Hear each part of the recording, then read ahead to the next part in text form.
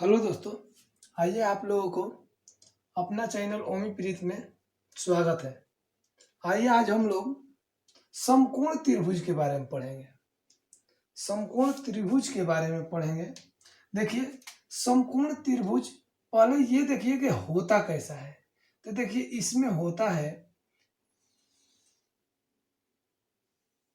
जिसमें एक कोण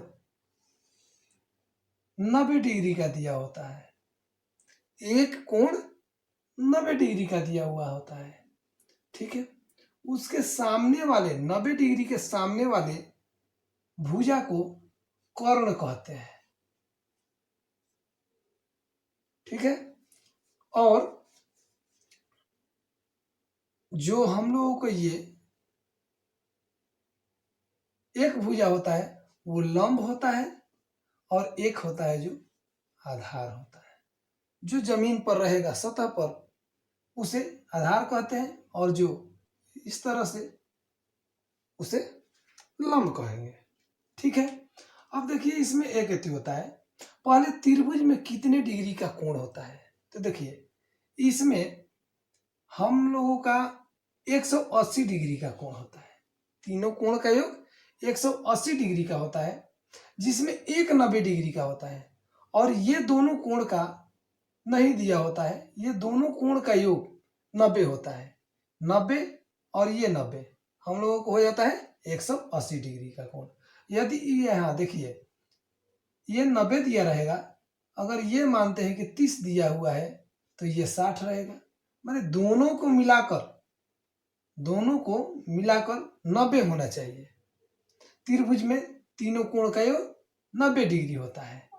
अब देखिए, समकोण त्रिभुज में एक और होता है। इसका पहले देखते हैं हम लोगों का क्षेत्रफल क्या होता है, सूत्र क्या होता है क्षेत्रफल का। तो देखिए, क्षेत्रफल का सूत्र होता है कि क्षेत्रफल बराबर 1/2 आधार गुने ऊंचाई, इसी को बोलते हैं लंब या ऊंचाई, इसी को बोलते हैं, ठीक है। अब देखिए, यहाँ पे हम लोगों का इसका परिमाप भी होता है। तो परिमाप निकालते समय क्या होता है? परिमाप बराबर सूत्र होता है तीनों भुजा का योग। तीनों भुजा का योग।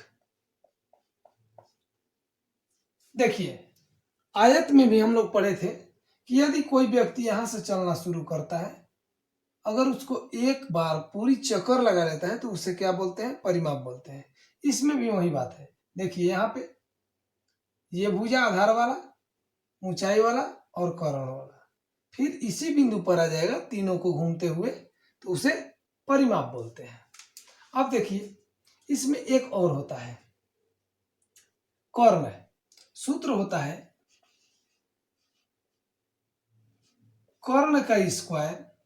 जो बड़ा भुजा रहता है कर्ण जो रहता है उसका स्क्वायर इन दोनों भुजा के स्क्वायर के हमेशा बराबर होता है, वर्गों के योग के बराबर होता है। तो देखिए, इसमें यहां पे कहा जाएगा लंब का स्क्वायर प्लस आधार का स्क्वायर। यदि हम लोग यहां से स्क्वायर हटाएंगे तो इधर क्या हो जाएगा? रूट में हो जाएगा। यहीं पर लंब का स्क्वायर प्लस आधार का स्क्वायर, ठीक है। उसी तरह से देखिए, यहाँ पे यदि हम लोग आधार को ले लेंगे, इधर लंब को ले आएंगे, तो क्या हो जाएगा? हमारा सूत्र क्या बनेगा? ये तो कर्ण बराबर बन गया। क्या बन गया? कर्ण बराबर सूत्र बन गया। यदि हम लोग इसको इधर लाएंगे तो क्या हो जाएगा? देखिए, कर्ण का स्क्वायर माइनस आधार का स्क्वायर बराबर लंब का स्क्वायर। यदि स्क्वायर इधर आएगा तो हम लोगों का लंब बराबर भी सूत्र आ जाएगा रूट में कर्ण का स्क्वायर माइनस आधार का स्क्वायर। उसी तरह से देखिए, यदि हम लोग इसको इधर लाएंगे तो यहाँ आधार के जगह पर लंब हो जाएगा, बिल्कुल, कोई चेंज नहीं होगा, और लंब के जो ये लंब है वहां पे आधार हो जाएगा। यही सूत्र पर हमारा सब इस पे पूरा का पूरा मैथ बनेगा। ठीक है, तो इसको पहले आप लोग स्क्रीनशॉट ले लीजिए, उसके बाद हम लोग आगे बढ़ते हैं।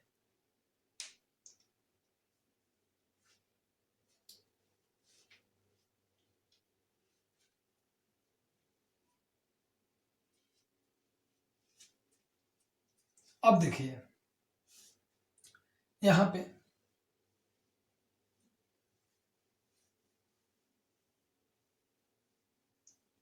क्वेश्चन दे देगा कि यदि किसी समकोण त्रिभुज समकोण त्रिभुज, ये त्रिभुज का साइन होता है, त्रिभुज का आधार 12 मीटर और ऊंचाई 7 मीटर हो तो क्षेत्रफल बताए, क्षेत्रफल बताए। तो देखिए हम लोग अभी देखे हैं कि क्षेत्रफल का सूत्र क्या होता है। तो क्षेत्रफल का सूत्र होता है 1/2 आधार गुने ऊंचाई। ठीक है, ये बेस मैंने होता है आधार, हाइट मैंने ऊंचाई। अब देखिए यहाँ पे 1/2 का 1/2, और हम लोगों का आधार कितना दिया हुआ है, तो यहाँ पे 12 दिया हुआ है, 12 मीटर, और ऊंचाई दिया हुआ है 7 मीटर। अब देखिए 2 से कटेगा तो 6 हो जाएगा, 6 में 7 में गुना करेंगे तो कितना हो जाएगा 42, और मीटर में गुना होगा तो कितना हो जाएगा मीटर स्क्वायर। ठीक है, क्योंकि क्षेत्रफल का मात्रक होता है स्क्वायर। ठीक, और आयतन का इस तरह से मात्रक होता है क्यू। अब देखिए अगला क्वेश्चन देखते हैं।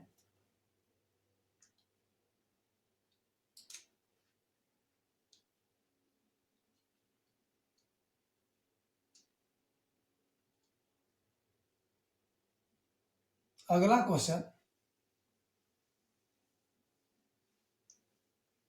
अगला क्वेश्चन दिया हुआ है, यदि किसी समकोण त्रिभुज का आधार 12 और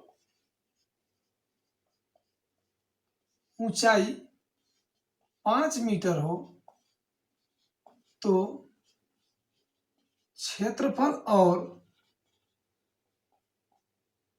कर्ण बताए, कर्ण बताए।